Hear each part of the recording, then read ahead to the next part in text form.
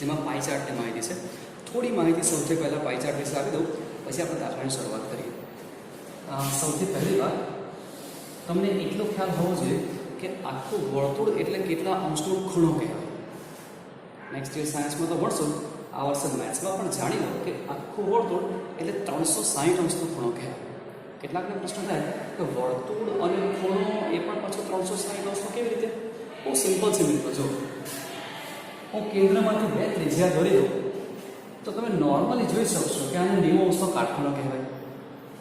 જો બીજી એક ત્રિજ્યા હું દોરી દઉં તો આને પણ આપણે કહી શકીએ 90 અંશનો ખૂણો. ત્રીજી એક ત્રિજ્યા દોરી દઉં તો ફરીથી આ 90 અંશનો ખૂણો બને અને ચોથી તમારા માટે તૈયાર થઈ ગયું 90 અંશનો.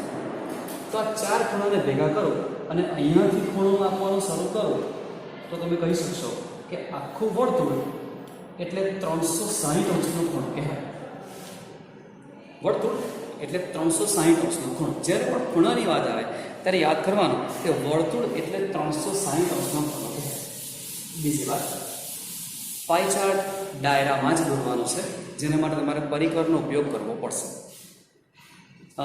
પહેલાંની શરૂઆત કરીએ. પહેલાંમાં આપણને પાઈ ચાર્ટ આપેલો છે, એ તમારે દોરવાનો નથી, ફક્ત એના પરથી જોઈને પ્રશ્નોના જવાબ આપવાના છે.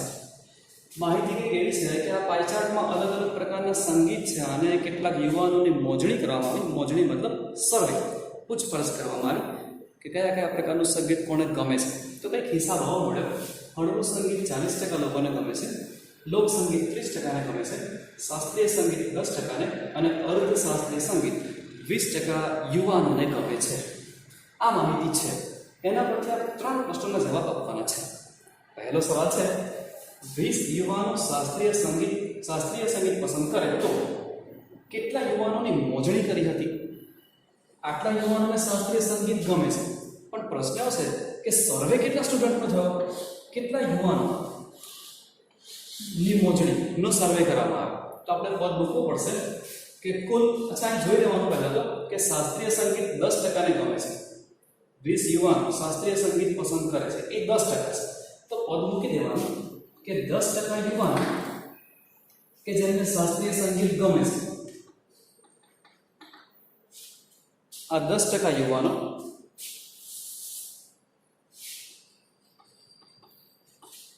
કે જેમને શાસ્ત્રીય સંગીત ગમે છે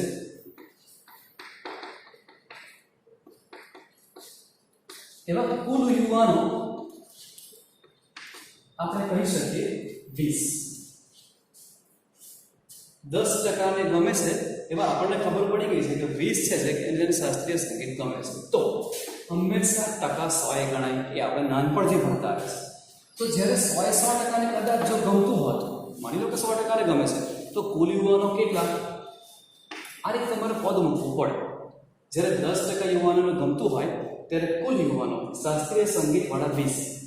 તો જ્યારે 100% યુવાનોને ગમતું હોય તો શાસ્ત્રીય સંગીતવાળા કુલ યુવાનો કેટલા? મતલબ કુલ યુવાનો કેટલા? મેઇન આપણો પ્રશ્ન એ છે. સાદું આપીએ તો 100 × 20/10 0 જશે, તમને જવાબ મળશે 200 યુવાનો. 200 યુવાનોની મોજણી કરવામાં આવી હતી.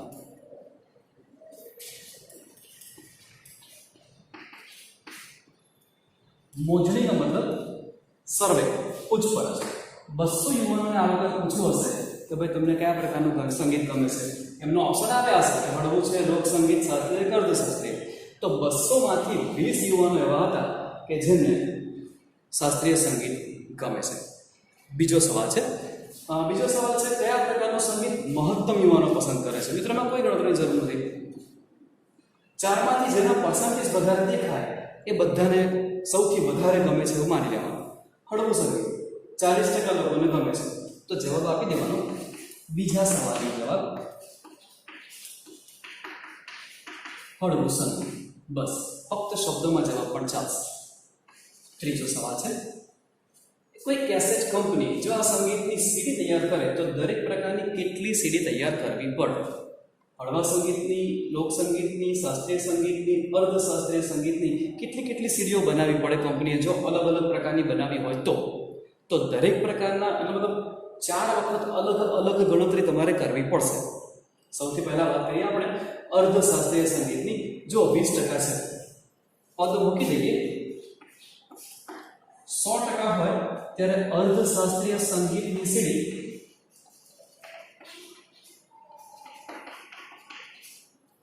સંગીત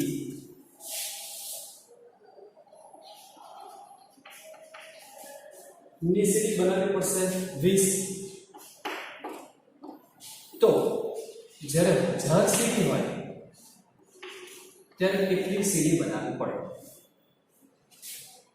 અહીંયા શબ્દ મૂકી શકો કુલ સીડી 100% એ 20%. તો 1000 સીડી એ કેટલી સીડી? ટકાની સામે ટકા અને સીડીની સામે સીડી. સાદું રૂપ આપી દઈએ 1000 ગુણ્યા 20/100 છેદ ઉડાવી દઈએ 0 0 ગયા તો તમને જવાબ મળશે 200 સીડી.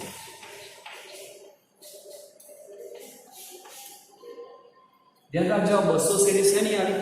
અર્ધશાસ્ત્રીય સંગીત. એ જ પ્રમાણે હળવું સંગીત એ જ પ્રમાણે ગણતા જઈએ. ચાલો જો ખ્યાલ આવશે ધીમે ધીમે.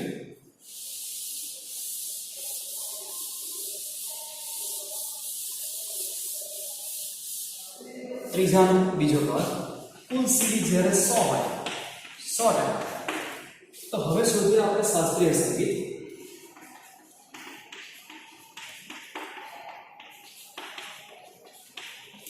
શાસ્ત્રીય સંગીત એટલે 10%. તો જ્યારે કુલ સીડી 1000 હોય તો શાસ્ત્રીય સંગીતની સીડી કેટલી બનાવવી પડે? 1000 ગુણ્યા 10/100 ફરી પાછા 0 ઉડાવી દઈએ તો 100 સીડી બનાવવી પડે. કઈ? શાસ્ત્રીય સંગીતની. ધ્યાન રાખજો આ જવાબ અર્ધશાસ્ત્રીયનો છે 200 સીડી, આ જવાબ શાસ્ત્રીય સંગીતનો છે 100 સીડી. ત્રીજું છે હળવું સંગીત. ફરી પાછું પદ મૂકવાનું. કુલ સીડી જ્યારે 100% ત્યારે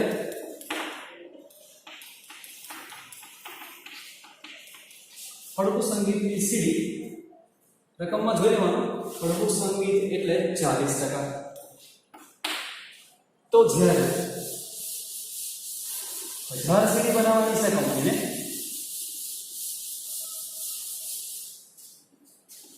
એક 1000 સીડીમાંથી હળવું સંગીત માટે કેટલી સીડી બનાવવી પડશે? આપીએ સાચું 1000 ગુણ્યા 40/100 ફરી પાછા 0 જશે એટલે આપણી સીડી થશે 400. તો હળવું સંગીત એની 400 સીડી બનાવવી પડશે. એ જ પ્રમાણે બાકી રહે છે હવે લોક સંગીત. તો અહીંયા શબ્દ બદલી કાઢીએ લોક સંગીત, પર્સન્ટેજ બદલી કાઢીએ. લોક સંગીતના ટકા છે 30%. અહીંયા પણ ચેન્જ કરી કાઢીએ એટલે આપણને લોક સંગીતની સીડી મળી જશે 1000 ગુણ્યા 30/100. તો 300 સીડી બનાવવી પડશે. લોક સંગીતની 300 સીડી બનાવવી પડે. આ રીતે મિત્રો દરેકે દરેક પ્રકારની કેટલી સીડી બનશે એ ગણી શકાય. હવે પ્રશ્ન 2 માં તમને શીખવાનું મળશે કે કેવી રીતે પાઈ ચાર્ટ બનાવવાનો છે. જોઈએ પ્રશ્ન 2. ઋતુ છે ઉનાળો, ચોમાસું, શિયાળો. મતની સંખ્યા છે 120 150 અને સરવાળો કરે છે 360. 3 સવાલ છે. કઈ ઋતુની અને સૌથી વધુ મત મળ્યા છે? કઈ ઋતુને સૌથી વધુ? સીધો જવાબ મિત્રો જોઈ લખવાનો છે 150. શિયાળાને સૌથી વધુ મત મળ્યા છે એટલે એક સવાલનો જવાબ પૂરો થઈ ગયો. બીજો, દરેક ઋતુ માટે વૃત્તાંશમાં એટલા અંશમાં એ આપણે હમણાં શોધીશું 1/1 અને એ થઈ જાય પછી ત્રીજા સવાલમાં દોરવાનું છે આપણે pie chart. Step by step. પહેલાનો જવાબ સીધો લખી દેવાનો કે ભાઈ શિયાળાને સૌથી વધુ મત મળે. સેકન્ડથી આપણે શરૂ કરવું પડશે ગણતરી સાથે. કુલ મત 360. હંમેશા યાદ રાખજો હમણાં જ આપણે વિડીયો શરૂઆતમાં વાત કરી આખું વર્તુળ એટલે 360 અંશનો ખૂણો કહેવાય. તો અહીંયાથી આપણે પદ બનાવી શકીએ. કુલ મત ત્યારે 360 હોય કુલ મત ત્યારે કુલ અંશમાં પણ 360 છે. તો જ્યારે ઉનાળાને 90 મત મળ્યા હોય તો અંશમાં કેટલું? આ રીતે પદ મૂકી દેવાનું. 90 360/360 ઉડી જશે એટલે આપણને મળશે ઉનાળાના અંશમાં 90 અંશ. સેમ બેઠું છે. કુલ મત 360 ત્યારે કુલ અંશમાં વર્તુળ છે એટલે 360 જ હોય. તો જ્યારે શિયાળાને 150 માં મળ્યા હોય ત્યારે અંશમાં કેટલું? ફરીથી 150, 360 જશે એઝ ઇટ ઇઝ પાછા મળી જવાના આપણને 150 શિયાળો છે. અને હવે ચોમાસું છે. ફરીથી કુલ મત 360 ત્યારે અંશમાં એ પણ કુલ 360 છે. તો જ્યારે ચોમાસાની 120 મત મળ્યા હોય તો 120 ગુણ્યા 360 ઉડી જવાના 120 અંશમાં મળશે. આ સવાલ નંબર 2 નો જવાબ થયો કે અંશમાં કેટલું? 120, 150 અને 90 એઝ ઇટ ઇઝ મળે છે. હવે મેઇન વસ્તુ શીખવાની છે નવેસરથી આજે કદાચ પહેલી વખત પાઈ ચાર્ટ. યાદ રાખજો, પાઈ ચાર્ટ હંમેશા ડાયરામાં દોરવાનો હોય. એના માટે કંઈ અલગ ગ્રાફ બુક કે નોટબુક બનાવવાની નથી. એઝ ઇટ ઇઝ જે આપણે નોર્મલી જે દાખલા ગણીએ છીએ એ જ બુકનો ઉપયોગ કરવાનો છે. પાઈ ચાર્ટ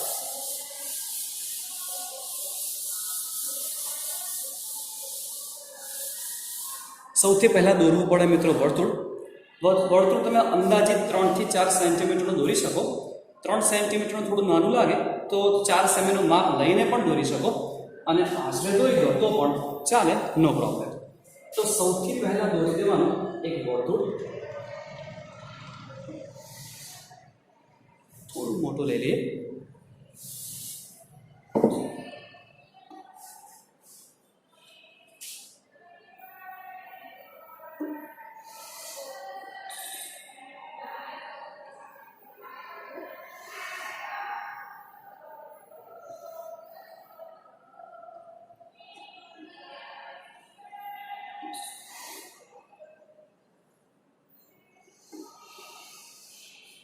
ઓકે, તો આપણું વર્તુળ તૈયાર છે. થોડું ડાર્ક કરી દઉં, ક્લિયર તમને દેખાય એના માટે. આ આપણું વર્તુળ તૈયાર છે.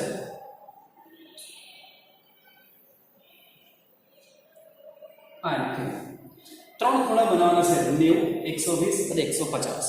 કોઈ પણ ખૂણાથી શરૂઆત કરી શકો, કોઈ પણ ખૂણાથી, પણ સૌથી પહેલા દોરી દેવાની એક ત્રિજ્યા, પછી આગળ વધવાનું. કોઈ એક ત્રિજ્યા દોરી દેવાની. અત્યારે મારી પાસે સ્કેલ અવેલેબલ નથી, હું દોરી દઉં છું એક ત્રિજ્યા. મિત્રો, ત્રિજ્યા ક્યાંય પણ દોરી શકાય, કોઈ પણ જગ્યાએ તમે દોરી શકો. અને શરૂઆત કરીએ. 90, 120 અને 150 ના ખૂણા આપણી પાસે છે. હું સૌથી પહેલા 90 નો ખૂણો દોરી દઉં, જે આપણને સહેલો પડે. તો કોણ માપકને આ રીતે આપણે ગોઠવવાનું છે. આ લાઈન તમારી બંધ બેસતી આવી જોઈએ, આ કેન્દ્ર અહીં આવવું જોઈએ અને 90 અંશનો ખૂણો જ્યાં દેખાય ત્યાં ડોટ કરીને એ બિંદુ સાથે જોડી દેવાનું. વર્તુળની બહાર જવાનું નથી, ફક્ત ત્યાં ટચ થાય એટલે અટકી જવાનું અને આ લખી દેવાનું કે આ 90 અંશ જે છે એ ઉનાળ છે. તો પાઈ ચાર્ટનું એક કામ પૂરું થયું. હવે 120 ની વાત કરીએ તો મિત્રો કોણ માપક હવે જરા સાચવીને ગોઠવવાનું. આનું કામ પૂરું થઈ ગયું છે. આ રીતે આપણે કોણ માપક ગોઠવવું પડશે. હવે પહેલી રેખાને ભૂલી જવાનું, એ ત્રિજ્યાને. હવે આ ત્રિજ્યાની વાત કરીશું અને એની સાથે આ જ રીતે બંધ બેસતી રેખા અને આપણો પોઈન્ટ શોધી કાઢવાના 120. ધ્યાન રાખવાનું કે ભૂલથી આ 120 ના લેવાઈ જાય. 120 એટલે 90 કરતાં મોટો ગુરુ કોણ, એટલે 90 ની આ તરફ જવાનું અને 120 મળે ત્યાં નિશાની કરીને કોણ માપક ગોઠવી લેવાનું અને જોડી દેવાની ત્રિજ્યા.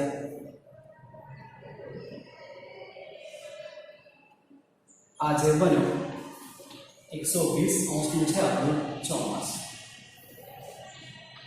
અને હવેનું કામ તો સૌથી સહેલું. હવે આ માપવાની જરૂર છે, કાંઈ નહીં કરવાનું, સીધા તમે સ્વીકારી શકો. આ જે બચ્યા 150 અંશનો શિયાળ. તો આને કહેવાય મિત્રો આપણો પાઈ ચાર્ટ. ફરીથી જોઈ લે એકવાર. એક ત્રિજ્યા દોરી દેવાની, કોણમાં પણ ગોઠવી દેવાનો. 90 અંશનો ખૂણો સેકન્ડ ટાઈમ જ્યારે કરો ત્યારે ત્રિજ્યાને આમ ગોઠવવાની. અને હજુ ત્રીજી વખત ચેક કરવું હોય તો તમારે વર્તુળને આ રીતે ઊંધું ગોઠવવું પડે. જે નવી ત્રિજ્યા આવે એનો ઉપયોગ કરવાનો. એટલે 150 પર જો અહીંયા તમને આ લાઈન જેવી દેખાય છે, આ 150 પર આવે છે. જો થોડું ખસેડીને બતાવું તો જો આ 150 એડજસ્ટ કરી દઈએ આ ત્રિજ્યા સાથે, તો આપણને ક્લિયરલી દેખાય. માપવું હોય, ખાતરી કરવી હોય તો. નહીં તો જો બે ખૂણા તમારા સાચા હોય તો ત્રીજો ઓટોમેટિક 360ના હિસાબે સાચો થાય ને થવાનું જ છે, થવું જ પડે એને, કારણ કે ટોટલ થવાનું છે 360. તો આ રીતે કોષ્ટક બનાવી દેવાનું જેમાં તમારા અંશ માપ આવી જાય અને એ અંશ માપ પ્રમાણે પાઈ ચાર્ટ બનાવવાનો છે. ફરી એકવાર કહી દઉં, ડાયરામાં જ પાઈ ચાર્ટ દોરવાનો છે, કોઈ નવી નોટબુક કે કોઈ ગ્રાફ વાપરવાના નથી. નેક્સ્ટ ટાઈમ મળીશું નવા સવાલ સાથે. ત્યાં સુધી ગુડ બાય.